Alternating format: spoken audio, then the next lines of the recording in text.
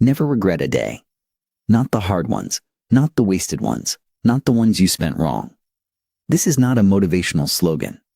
It is a conclusion reached by the science of how the human mind actually processes the past and what it does to people when it processes it badly. Regret is one of the most studied emotions in psychology. It is also one of the most misunderstood. Most people experience it as a signal that they failed, that something went wrong, that they chose badly, that they are less than they could have been. But the research tells a different story. Regret, understood correctly, is not a verdict on the past. It is information about the future. And the difference between those two interpretations changes everything about how you live. Here is what the science says. Regret has a structure. It is not just sadness about a bad outcome. It is a specific cognitive state that requires counterfactual thinking, the mental construction of a different past, an alternative world in which you made a different choice and things turned out better. You did not take the job. You took the job. You said the thing. You stayed silent. The mind runs the simulation of the alternative, compares it to reality, and the gap between them produces the sensation we call regret.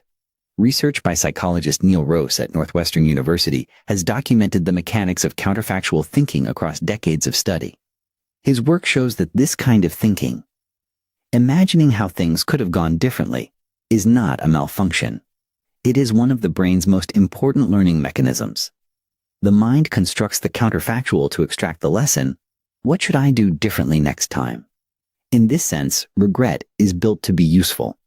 It is the brain filing information about how to navigate the future. The problem is not regret itself. The problem is what most people do with it. The research makes a consistent distinction between two ways of processing the past.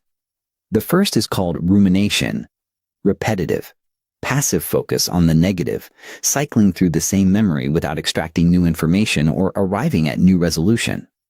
The second is called reflection, active, purposeful engagement with the past that moves toward meaning, learning, or acceptance.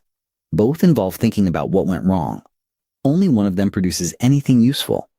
Psychologist Susan Nolen-Hoeksema at Yale spent her career studying rumination and documented its effects with extraordinary precision. People who ruminate, who replay past regrets without resolution, show significantly elevated rates of depression, anxiety, and impaired decision-making.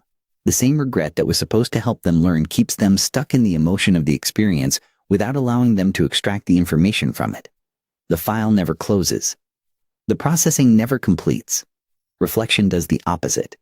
People who actively reflect on difficult past experiences, who ask what they learned, what they would do differently, what the experience revealed about their values, show measurable increases in psychological resilience, emotional regulation, and life satisfaction. The regret is the same. What differs is whether the person relates to it as a wound to return to or a teacher to engage with.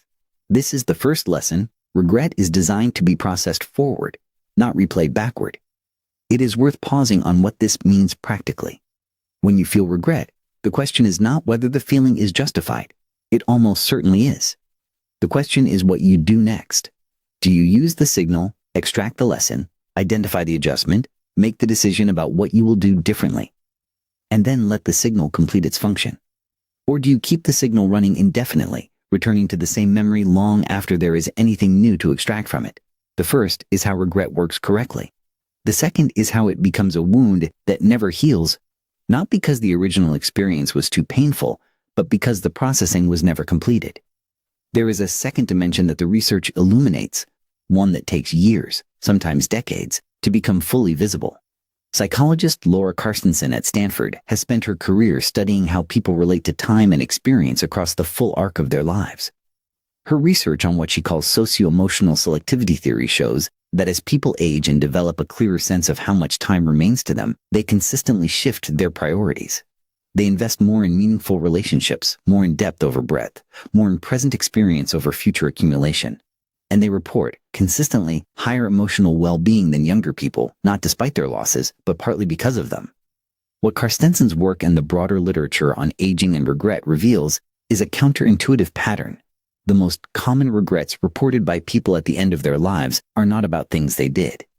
They are about things they did not do, the risks not taken, the words not said, the paths not pursued, the actions of commission, The times people tried and failed, embarrassed themselves, got it wrong, tend to diminish over time.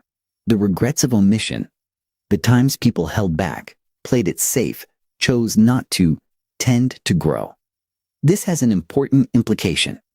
Every day you act, every day you show up, try, risk something, say the thing, take the step, is a day that narrows your future regret. Not because you will always succeed, because the attempt itself, even when it fails, tends to resolve over time in a way that inaction does not. The distinction also maps directly onto what researchers call the self-serving bias and the phenomenon known as the psychological immune system, documented extensively by Harvard psychologist Daniel Gilbert in his research on effective forecasting. Gilbert found that people are consistently poor predictors of how bad they will feel after negative events. They overestimate the duration and intensity of their negative emotional responses. The reason: the psychological immune system. The mind has a sophisticated set of mechanisms, rationalization, reframing, sense-making, that it deploys automatically after difficult experiences to restore equilibrium. These mechanisms are not available for experiences that never happened. You cannot rationalize an action you never took. You cannot find meaning in a risk you never ran. The mind can work with failure. It cannot work with nothing. This is why the regret of inaction is so much harder to resolve than the regret of action. The things you tried and got wrong, the mind has tools for. The things you never tried, it does not. But there is a third dimension to this, and it is perhaps the most important. Research on narrative identity, the study of how people construct a coherent story of their own lives, shows that how you interpret your past shapes your identity in ways that directly influence your future behavior. Psychologist Dan McAdams at Northwestern has spent decades studying the life narratives people construct, and he identifies a pattern in the stories told by psychologically thriving people. What he calls the redemptive sequence. Difficult events, failures, losses, mistakes, regrets, are narrated not as endpoints but as turning points. The bad thing that happened became the source of the growth that followed. The experience that hurt became the experience that taught. People who narrate their past this way, who can look at their hardest days and say, that was the day that changed me. That was the day I understood something I did not know before. That was the day I became someone I needed to become, show higher levels of purpose, agency, resilience, and generativity. The events did not change. The narrative did. This is what it means, scientifically, to never regret a day. It is not the pretense that nothing went wrong. It is not the performance of positivity about experiences that were genuinely painful. It is the practice skill of narrating your life in a way that makes the past useful instead of punishing. The hard days become the days that shaped you. The mistakes become the education you could not have bought. The time you think you wasted becomes the context that makes everything else make sense. The science also shows that this is not passive, it requires active work. Research on expressive writing, pioneered by James Pennebaker, shows that people who spend time deliberately constructing a coherent narrative around difficult experiences show measurable improvements in health, immune function, and psychological well-being. The narrative work is real work. It changes something in the brain's relationship to the experience. It moves the experience from open file to closed, from raw data to processed meaning. The days you most regret, the ones where you failed, chose wrong, lost something important, said the thing you cannot take back, are often the days that did the most to make you who you are. That is not a consolation prize. It is a fact about how human beings develop. The research is consistent. Growth follows difficulty. Wisdom follows loss. Depth follows pain. Not automatically, not without engagement, but reliably for people who process their experience rather than just carry it. The days you avoided, the days you played safe, the days you waited for a better moment that never arrived, those are the ones that tend to stay. Not because you failed, because you were not there. You cannot make meaning out of an experience you never had. You cannot extract a lesson from a risk you never ran. You cannot grow from a conversation you never started. The inaction has nothing in it.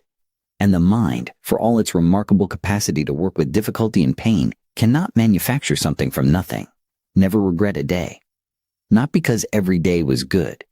Because every day was yours, and because the mind that learns to process experience rather than merely accumulate it will find, eventually, that even the worst of them were doing something.